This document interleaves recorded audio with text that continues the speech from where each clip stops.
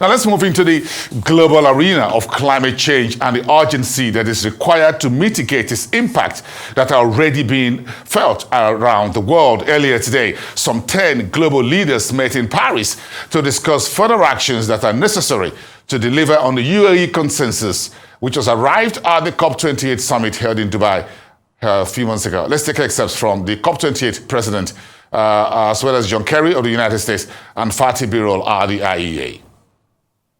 It is in fact widely recognized that the UAE consensus delivered the first ever COP agreement to call for an orderly, just, fair, responsible transition from fossil fuels. Yet, the UAE consensus also delivered first after first across the entire climate agenda. It was the first to identify explicit renewable energy targets, tripling its capacity by 2030, the first to launch and fill a fund for loss and damage after year after year for 27 years. It was eventually and finally delivered in Dubai. The first to target an end to deforestation in this decade, the first to go after methane in a meaningful and practical way with a timeline, and the first to proactively engage the private sector and industry and not state actors.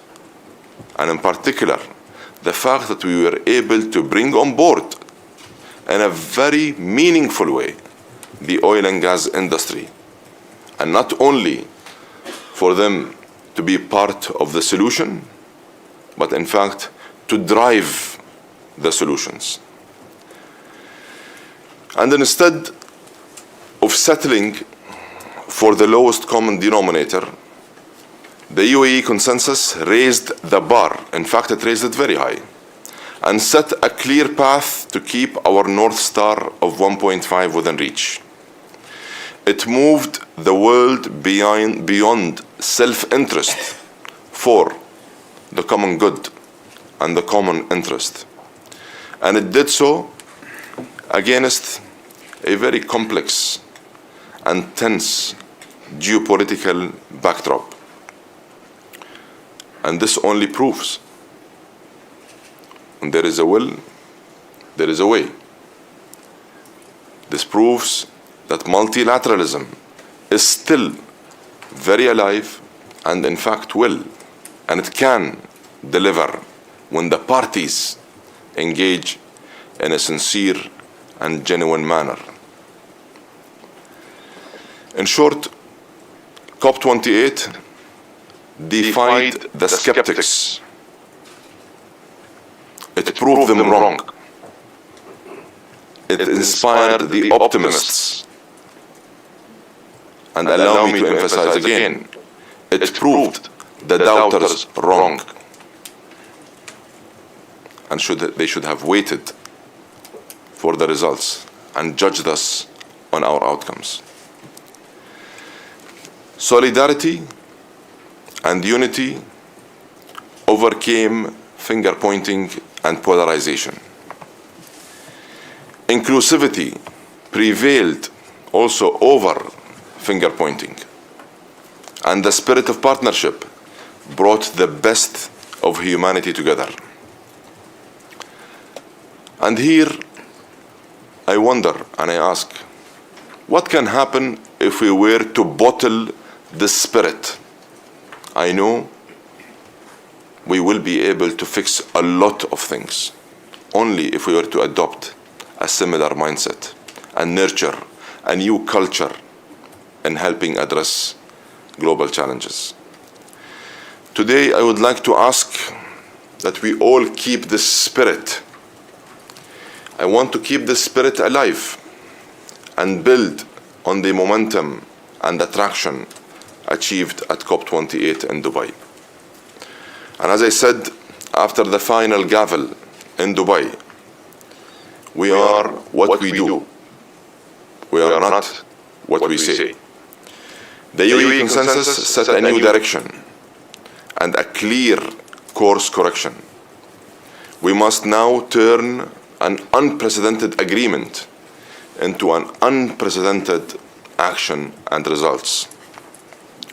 And now is the time for all stakeholders, state and non-state actors, to step up. All parties who signed the UAE consensus must work on enhancing their nationally determined contributions ahead of the next cycle in 2025. In fact, this work must start now. This is a critical success factor, and it must begin today. Speaking now because Sultan very graciously offered me to start off, because I do have a very, very tight schedule and it must be back in Washington, so I apologize profusely. In fact, I wasn't even going to be here, but Fatih asked me to be, and I wanted to be, so thank you all for putting up with that. I apologize profusely. We are in the middle of a two-part test, in my judgment, our judgment.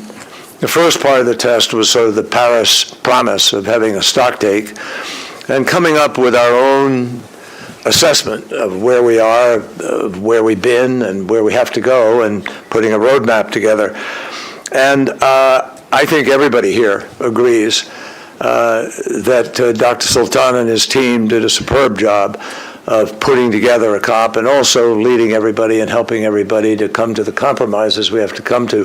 This is the hardest diplomacy in the world, multilateral diplomacy, where one country can just stand up and wreak havoc. I see Dan Christensen and Jennifer Morgan, a whole bunch of people who were just enormously helpful in coming together to get the consensus.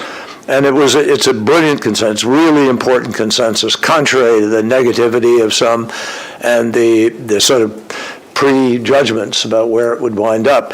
The fact is that saying we will, for the first time in history, transition away from fossil fuel in a just and orderly, equitable manner, so as to, and also accelerating in this decade, which is a very important benchmark phrase therein, and in accordance with the science, by 2050, accomplish net zero, which means everybody has to have a plan, and that is not where we are today. So that decision was critical, but I think everyone here would agree, if we don't implement this, just words on a piece of paper and much more bitter disappointment by the world. And we're at a crucible right now.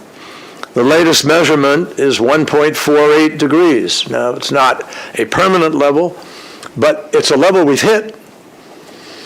And it should be we already know that January and February have already set records. We know this year is going to be hotter than last year. We know it's going to be more impactful. And so we have to respond. And frankly, I'm enormously impressed by the turnout and the number of people. We all know that the IEA began in 1973 and 4 as sort of a mouthpiece for the industry. And thanks to Fatih and the team that's there now, it's really helping us to understand what our choices are and where we need to go. So let me be sort of clear. The second test of the agreement is whether or not we successfully implement it, and that we do so with the speed and the rigor that is necessary. So we have to do a whole bunch of things, I think. First of all, we said we're going to transition away from fossil fuel. How many countries have taken a step to actually transition away now? Not those who've already ahead of us, like Denmark and others, Germany, but how many here, since this decision was made, have put a plan in place or implemented a plan? We have to all ask ourselves that. We also have to recognize that at a bare minimum, 20 to 30 countries are basically the key here. Africa could develop all of its resources, and if it did develop all of its resources, it would be about 3% of all the emissions in the world. But 80% of all the emissions in the world are in those 20 to 30 countries. And if those 20 to 30 countries, we all know who they are, ours and mine included, if we don't move, this isn't going to happen. So we really all have to work together to try to find the way forward.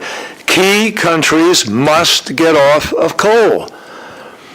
There's 500 gigawatts of coal-fired power waiting to come online, mostly in Asia.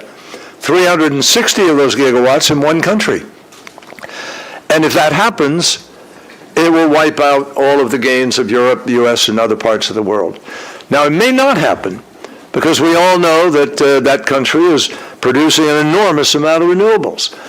And in fact, so many renewables, I think Fatih would agree, the likelihood of all of that coming online is greatly diminished. And the possibility of where a goal is at 2060 today, it probably is much more likely at 2040 or 2045 or something, ahead of a lot of other countries. So if we can find a way to be public and talk about what we're all doing and join together in this effort, there's no question in my mind that we can surprise ourselves, particularly with the technologies that are being worked on, ranging from the battery storage to the green hydrogen to fusion, where we will be producing in Massachusetts at the Commonwealth Fusion Plant in about 3 years, something like 40 megawatts of power, finally coming in a proof of concept for this. So what else do we need to do? Well, we have to capture emissions from gas at some point.